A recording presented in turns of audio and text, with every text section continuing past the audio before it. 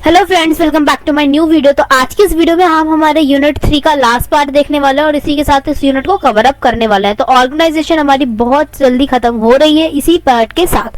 तो मैं बहुत ज़्यादा खुश हूँ, हमारी ऑर्गेनाइजेशन यानी कि थर्ड यूनिट भी बहुत जल्दी कंप्लीट हो रही है। अब हम फोर्थ पे जाएंगे, फिफ्थ, एंड देन फिर हमारे मैनेजमेंट का पूरा सिलेबस हम कवर अप कर लेंगे।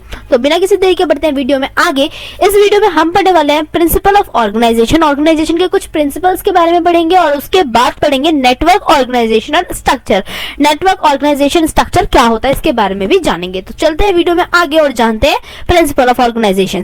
तो पहला प्रिंसिपल ऑफ ऑर्गेनाइजेशन हमारे सामने प्रिंसिपल ऑफ फ्लेक्सिबिलिटी। ऑर्गेनाइजेशन में फ्लेक्सिबिलिटी होना बहुत ज्यादा जरूरी है। ऑर्गेनाइजेशन एक ऐसा प्रोसेस है जिसमें बेसिकली हम क्या करते हैं, हमें अपने काम को ऑर्गेनाइज करना होता है, मैन पावर को ऑर्गेनाइज करना होता है, तो इन सब चीजों को ऑर्गेनाइज करना होता है।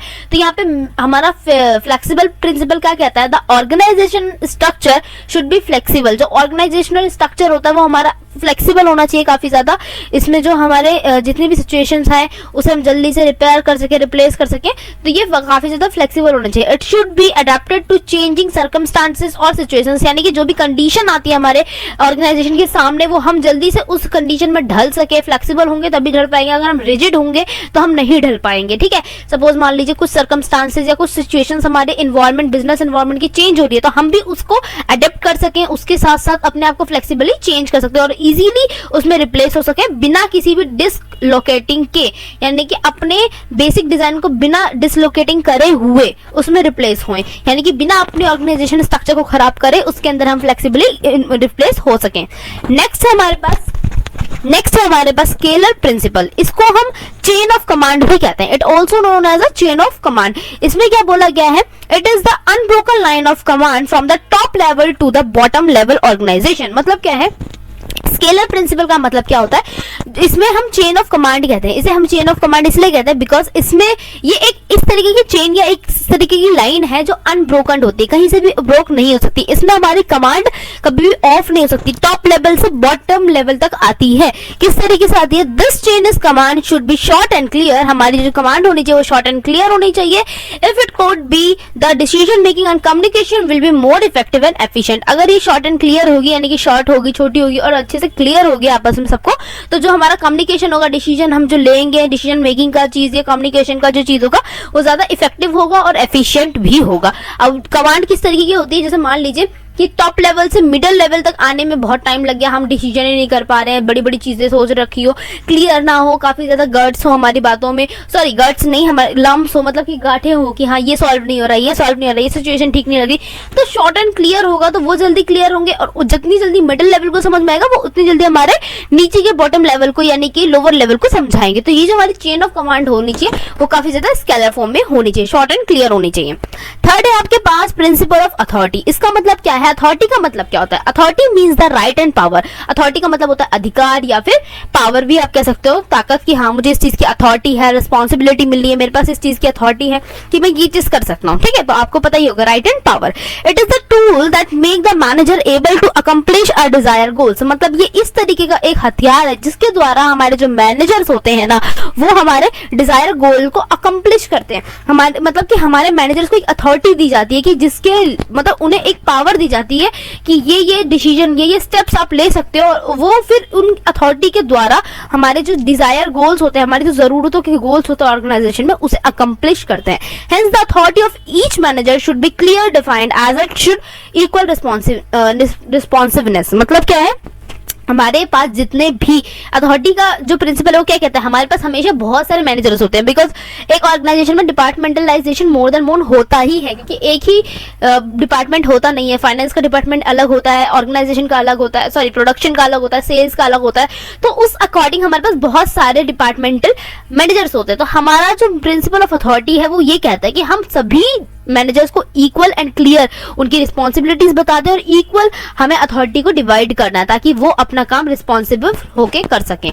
अब अगला है हमारे पास principle of unity of command. Unity of command का प्रिंसिपल क्या कहता है, according the principle of unity of command each subordinate should have one superior, should command has to be obey. मतलब क्या है, यूनिटी ऑफ कमांड, कमांड की एक unity होनी चाहिए, यानी एक होना चाहिए।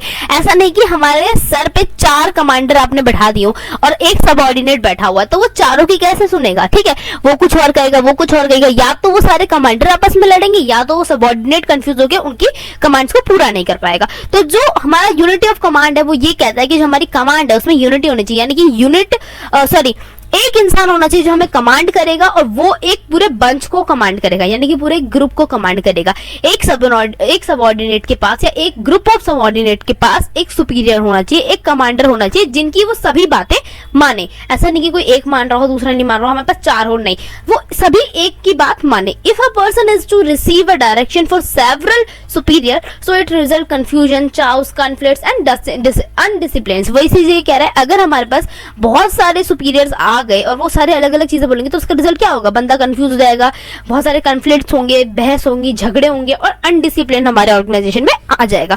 तो आई होप आपको प्रिंसिपल ऑफ कमांड भी समझ में आ गया होगा।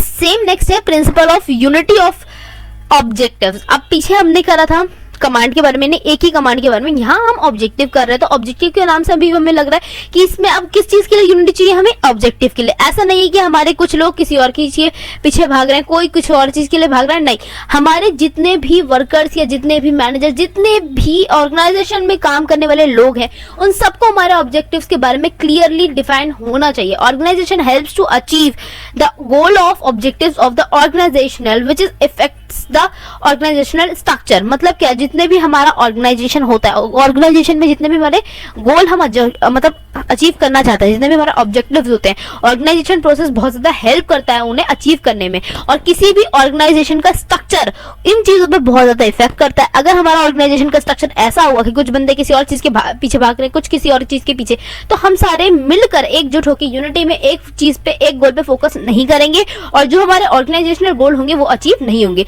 सो the goal and objective of an organisation should be clear be defined. यानी कि इसका मतलब ये कि हमारे जितने भी सबऑर्डिनेट है, मैनेजर से कुछ भी है, टॉप से लेकर लोअर मैनेजमेंट तक, हमारे जितने भी लोग वर्कर्स वर्किंग कर रहे हैं हमारे ऑर्गेनाइजेशन में, उन सभी को हमारे गोल्स और objectives clearly mention, clearly defined होने चाहिए ताकि वो इजीली और फोकस देके अपने ऑर्गेनाइजेशन गोल को अचीव कर सके। अगला है हमारे पास प्रिंसिपल ऑफ एफिशिएंसी। अब एफिशिएंसी का प्रिंसिपल भी यही कहता है, क्योंकि भाई देखो एफिशिएंसी भी बहुत इंपॉर्टेंट होती है। क्या है एफिशिएंसी, ये हम पढ़ चुके हैं, तो आई होप आपको इसकी इंपॉर्टेंस का भी अंदाजा बहुत अच्छे से होगा। The organisation should increase its efficiency such way that the cost and expenditure of the mission objective is enterprises below. मतलब क्या है कि हमारा जो एफिशिएंसी है वो भी हमारा बढ़ाना चाहिए, हमें मतलब ज्यादा होनी चाहिए, इंक्रीज होनी चाहिए एफिशिएंसी हमारे एक्सपेंडिचर या कॉस्ट के हिसाब से। मतलब इस तरीके का मिशन रखना है हमें, हमारे ये भी हमारा एक ऑब्जेक्टिव होता है कि ऐसा मिशन, मतलब मिशन के लिए ऑब्जेक्टिव भी होता है कि हमें कॉस्ट और एक्सपेंडिचर इतने से इतने के बीच में करना है, बिलो करना है, ताकि हमारी जो एफिशिएंसी है वो बनी रहे। An efficient organisational structure helps to operate resources efficiently, hence it's ensured optimum utilisation of resources. यानी कि जिस भी एफिशिएंट ऑर्गेनाइजेशनल स्ट्रक्चर, अगर आपका ऑर्गेनाइजेशनल स्ट्रक्चर एफिशिएंट है तो ये किस चीज के लिए हेल्प करेगा, आपके रिसोर्सेज को एफिशिएंटली ऑपरेट यानी यूज करने के लिए हेल्प करेगा। तो इससे क्या रिजल्ट मिलेगा, आप अपने जितने भी रिसोर्सेज हैं उन्हें अच्छे से यूटिलाइज कर सकेंगे। सो आई होप आपको प्रिंसिपल ऑफ एफिशिएंसी भी अच्छे से समझ में आ गया होगा। तो ये कुछ हमारे 7 है, आई थिंक 1 2 3 4 5 6 7, ओह नो 6 हमारे सामने अभी हमने पीछे पढ़े, 6 हमने प्रिंसिपल ऑफ ऑर्गेनाइजेशन पढ़े हैं। आई होप आपको 6 के 6 ऑर्गेनाइजेशन ऑफ प्रिंसिपल्स क्लियर हो गए होंगे। लास्ट टॉपिक है नेटवर्क ऑर्गेनाइजेशन स्ट्रक्चर। बहुत इजी है, बहुत से बंदे कंफ्यूज हो रहे थे इसमें सबसे ज्यादा कि मैम ऐसा क्या है, ये कौन सा ऑर्गेनाइजेशनल स्ट्रक्चर है। तो ये कोई ज्यादा हार्ड ऑर्गेनाइजेशन स्ट्रक्चर नहीं है, पढ़ेंगे तो बहुत इजी लगेगा और आपको खुद पे भी हंसी आएगी कि अच्छा ये इसको हम इतना हार्ड समझ रहे थे। तो चलो देखते क्या है ये। A network structure is one which in which more than one organisation combine to produce a goods और प्रोवाइड अ सर्विस। मतलब क्या है, नेटवर्क ऑर्गेनाइजेशन स्ट्रक्चर, एक ऑर्गेनाइजेशन स्ट्रक्चर में एक कंपनी होती है। अगर मैं उसी ऑर्गेनाइजेशन का नेटवर्क बना दूं, नेटवर्क में क्या होता है, एक खंबे से दूसरा खंबा, दूसरे खंबे से तीसरा खंबा जुड़ा होता है। यानी क्या है, इसके अंदर क्या होता है, नेटवर्क स्ट्रक्चर बन जाता है। यानी कि एक से ज्यादा ऑर्गेनाइजेशन जब एक साइड कंबाइन होके प्रोडक्शन करती है, गुड्स बनाती है या सर्विस प्रोवाइड करती है, तो उसको हम कहते हैं, उस ऑर्गेनाइजेशन स्ट्रक्चर को कहते हैं network organisation structure. These organisation can either get into partnership और पर्टिकुलर वेंचर और one organisation can hire other to handle one और more of its function, for example marketing, production and etcetera. मतलब क्या है, अगर आप ये सोच रहे हो कि मैम इसे नेटवर्क ऑर्गेनाइजेशन स्ट्रक्चर क्यों कहते हैं, इसे साफ साफ पार्टनरशिपिंग क्यों नहीं बोल देते, सो नहीं, ये पार्टनरशिपिंग नहीं होता। पार्टनरशिपिंग ऑर्गेनाइजेशन कैसे होते हैं, जैसे मान लीजिए दो कंपनी से आपस में जुड़ गई, अब उनका नाम एक साथ लिया जाएगा, उसके बाद वो दोनों इक्वली अपना बिजनेस में इक्वली मतलब अपना जो वर्क का जो वो है परफॉर्मेंस इक्वली अपना प्रदर्शन करेंगे। लेकिन इसमें ऐसा नहीं होता, इसमें ऐसा होता है कि हम एक ऑर्गेनाइजेशन दूसरे को हायर तो करता है, लेकिन उसमें से एक, दोनों लगाते हैं पैसा, लेकिन काम सिर्फ एक करता है, ओनली एक, बाकी दूसरा वाला वो खाली बैठा होता है, वो सिर्फ पैसे लगाता है और कुछ नहीं करता। पैसे हालांकि दोनों के लग रहे हैं, लेकिन काम सिर्फ एक ऑर्गेनाइजेशन करता है। तो इसीलिए हम इसको नेटवर्क ऑर्गेनाइजेशन स्ट्रक्चर कहते हैं। या आप ऐसा भी कह सकते हो कि हमें एक अच्छे ऑर्गेनाइजेशन के लिए, अच्छे बिजनेस के लिए सबसे इंपॉर्टेंट चीज होती है फंड्स। जितना ज्यादा पैसा लगाओगे बिजनेस उतना ज्यादा अच्छा होता जाता है, ठीक है। तो इस केस में जैसे बहुत से कंपनीज होती हैं वो कंबाइन कर लेती है कि चल भाई काम वाम सब हम करेंगे, बस तू पैसा लगा हमारे इसमें, ठीक है, जो भी प्रॉफिट आएगा वो तेरे को भी मिल जाएगा। तो उसी को हम कहते हैं नेटवर्क ऑर्गेनाइजेशन स्ट्रक्चर। इसमें एक ही कंपनी एक दूसरे को हायर करती है, वो ओनली पैसे लगाती है, और एक जो है वो सारा काम संभालती है, चाहे वो आपकी मार्केटिंग का हो, प्रोडक्शन का हो, सेल्स का हो, फाइनेंस का हो, एचआर का हो, किसी भी तरीके का फंक्शन हो। तो इसी को हम क्या कहते हैं, नेटवर्क ऑर्गेनाइजेशन स्ट्रक्चर। तो आई होप माय गाइस आपको फीचर्स प्रिंसिपल्स और नेटवर्क ऑर्गेनाइजेशन अच्छे से क्लियर होगा, पूरा ऑर्गेनाइजेशन यूनिट अच्छे से क्लियर होगा। ओनली 4 पार्ट में पूरी यूनिट कंप्लीट है। प्लीज जाइए जल्दी से बाकी के 3 वीडियोस को भी देखिए, लिंक डिस्क्रिप्शन में। अपने इस चैप्टर को, इस यूनिट को कंप्लीट करिए और मिलते हैं नई वीडियो में नई यूनिट के साथ, डायरेक्शन के साथ। जब तक के लिए टेक केयर, बाय।